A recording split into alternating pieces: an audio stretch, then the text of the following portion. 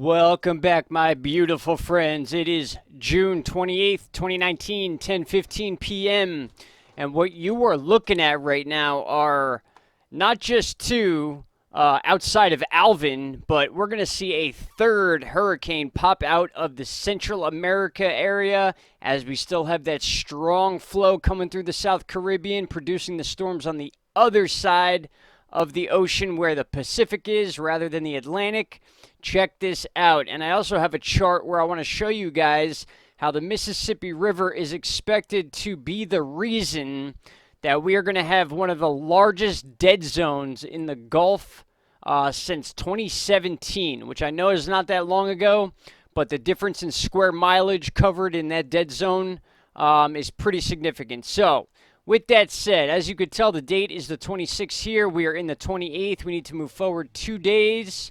And we can see we have Alvin right there. Alvin was a hurricane for a good couple hours, now down to a tropical storm as it reached up into that cooler water, as we said, and then began to dissipate. Now we are at the 29th, which is 1 day from today. You already see two low pressure systems already forming literally by tomorrow. Now check out what happens in just a matter of 2 days. We're at the 29th.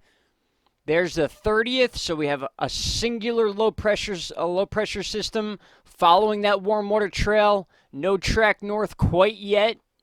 And as we move forward, we start to see that rotation pick up, and then boom, look at that puppy right there. I have it on Ventus Sky registering. This one's a little weaker than the second one about to come, but we got one that registered around 111 miles an hour. Yes, that is about 7 to 8 days out. Time to change, but one of these looks like it wants to make its way towards Hawaii, guys. And like I said, this is a very strong possibility. Now, if we backtrack a little bit here, this would be considered Barbara. We've already had Alvin up here. If this stays true, this will be Hurricane Barbara at 969 pressure. Certainly a hurricane.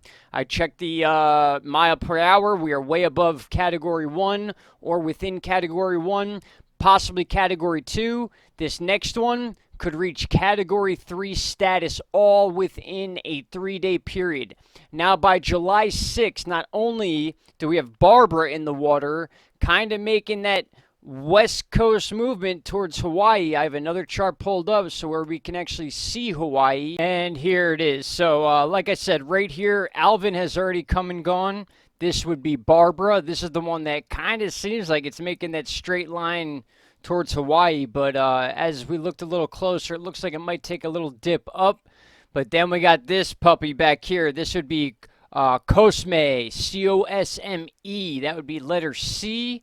And then, no joke, guys, if we move farther into the chart, which I'll do really quick for you guys, you can see right here we have Alvin as tropical storm. We got the 90% chance of formation over 5 days, which is Barbara. And then back here would be Cosme, C-O-S-M-E. It's not showing Delilah yet, only because we need to go a little bit more into the future. But why not? Let's check it out. So, once again, Alvin, Barbara. Or, I'm sorry, Alvin's gone. Barbara, Cosme, and here would be Delilah. If we can scroll up a little bit, maybe we can get some more features out of her. And certainly we do right there, but not until July 14th. So much time to prepare and or time for change with that, but just the rapid fire of Pacific hurricanes that we are now just seeing out of nowhere, beginning literally days ago, going through 4th of July, into the 3rd with a very strong storm there, and then into the 4th with a second possible hurricane at the same time. And then as we get through 4th of July weekend, 6th, 7th, 8th, we get a little bit of a break. We'll see what this storm does here. But then as we get into the teens of early July, first 2 weeks of July, we could see our 4th in letter D, Delilah. So a lot to look out for in that area for sure. Again, here is your chart to verify that. And let's take a look right here. So now we know Tropical Storm Alvin is back down to Tropical Storm 40 knot gusts. It's going to die down. It's going to disappear. It's going to go. Still got some spaghetti plots, but you can see here it's going to become a depression. And as we scroll down, we have 04W4. That's another invest on the farther west coast of the Pacific. We'll talk about that at another time. And then we have invest 94E, which is what you saw, the 90% chance of formation. So this one's going to be interesting considering these spaghetti plots really kind of just shooting towards Hawaii. So I'm not saying that it's going to hit Hawaii. I'm just saying that Hawaii needs to be on alert, at least for this storm and upcoming storms. If these are coming out this quick, chances are we're going to be seeing some similar situations as we saw last year, whether it passes over, under, or right through Hawaii. And that's just the name of the game at this point, guys. All right, so with that said, I want to look at one other thing and the reason why these storms are coming out of this side. We've repeated this over and over again.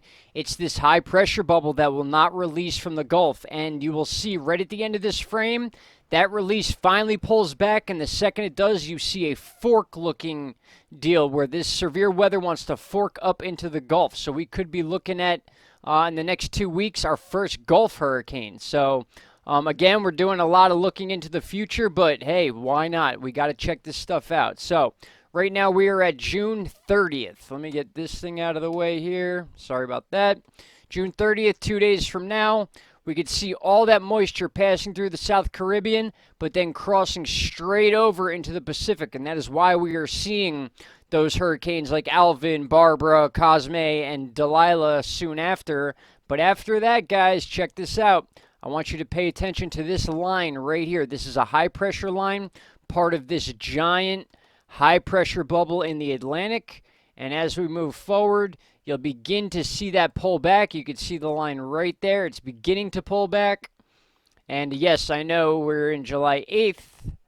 And then as we get to there, you could start seeing the weather begin to wrap around. And then it forks right there by the 14th. This is right after Delilah shoots out on the west or the Pacific side, and then we have this one right here with no hold back as far as high pressure. This storm could make it as far up as shooting the gap. As long as that high pressure removes from here, we could be dealing with a Gulf issue. The Gulf is as hot as I've seen it this time of year, 90 plus degrees along the west side of Florida. Heat like you have not seen in a long time. In fact, I hope I have that chart still up. I might not. If I don't, hey, another video and we'll talk about it. Here we go, right here. Look at the amount of heat we have in the central, upper Midwest, I would say. This is crazy. The amount of heat is just shifting all over the country. First we had Texas, then we had the southeast fire threat going on, and now we have massive heat and potential for major thunderstorms up near the Dakotas, Iowa, Kansas, Nebraska, and we're going to have to wait and see what that happens too. I mean, it's just one thing after another. Major heat advisories up there mixed in with severe thunderstorms. We got our yellows up there for tornado watch. Tornado watch? Really? Up here? Tornadoes? Oh boy. This is going to get interesting. In fact, let me just check radar scope real quick and make sure we're not missing something here. Let me get out of this screen here.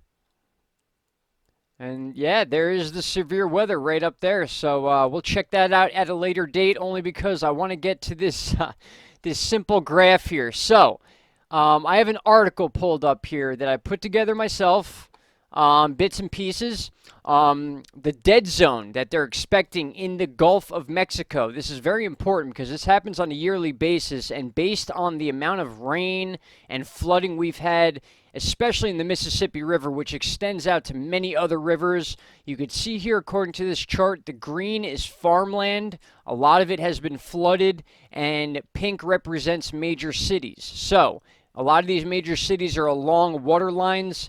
Contamination, we've spoke about this before. The water is running down into the Gulf, and in 2017 was almost a record-breaking year as far as the amount of square footage. 8,776 square miles in 2017 covered the Gulf of Mexico in a dead zone, which means barely any life could survive in that area.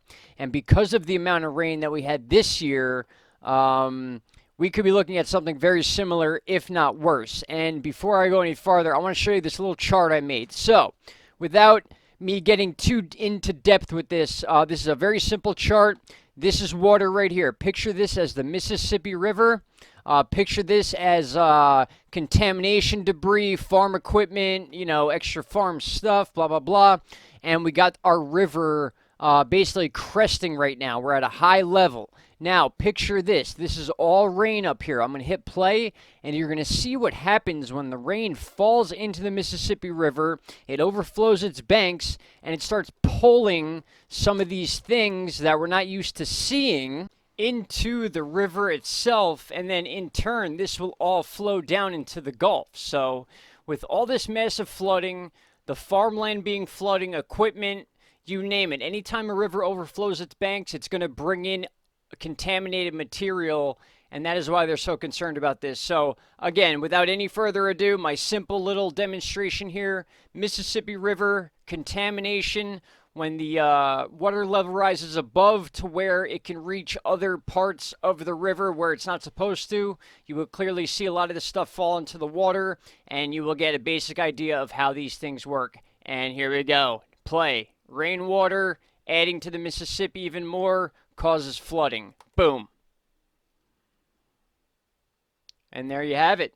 The river rises, and then as it slowly leaks out, you can see ground level water leaking out into other streams and stuff. Even if this were the water leaking out into the Gulf, you'll see this drop lower and lower, and over time it'll pull more of this contaminated material, whether that be bad groundwater, it could be chemicals, it could be anything at this point.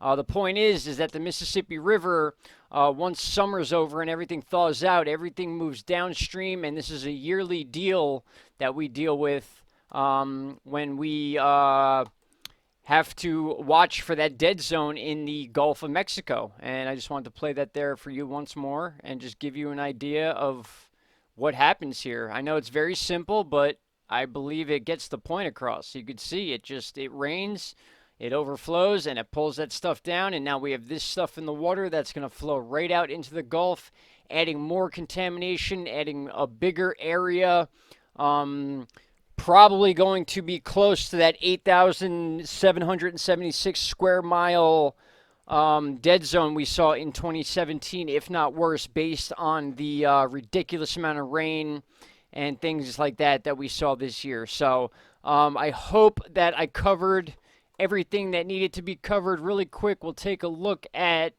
the Montana area up here and just see what type of storm this is. Looks pretty strong, heading right towards Glasgow right now. See if that's the last frame. We'll hit play. Lots of lightning involved with this storm. Temperatures are capable of allowing a tornado, possible tornado, to produce. As of right now, there's no red boxes there. It's all severe storms and flash flooding. As you can see, this is moving in a northeast direction into these spots. Again, the last frame is what we are seeing current time right there.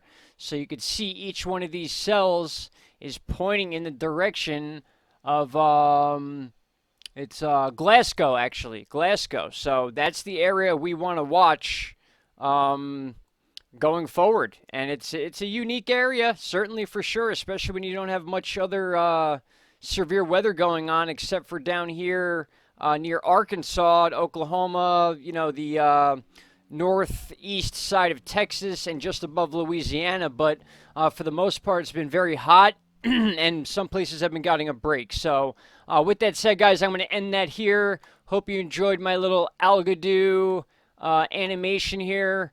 This took me not too long, very simple to do, but it gives a very good idea about what we are dealing with as far as the Mississippi River. Thank you guys so much for your patience. I hope you enjoyed the video. I might do a live stream even though it's 11:30 at night. We still got California friends that are 3 hours behind and Mountain Time friends that are 2 hours behind. So we'll see what happens. Love you all. Thank you so much, and we'll talk soon. Bye-bye.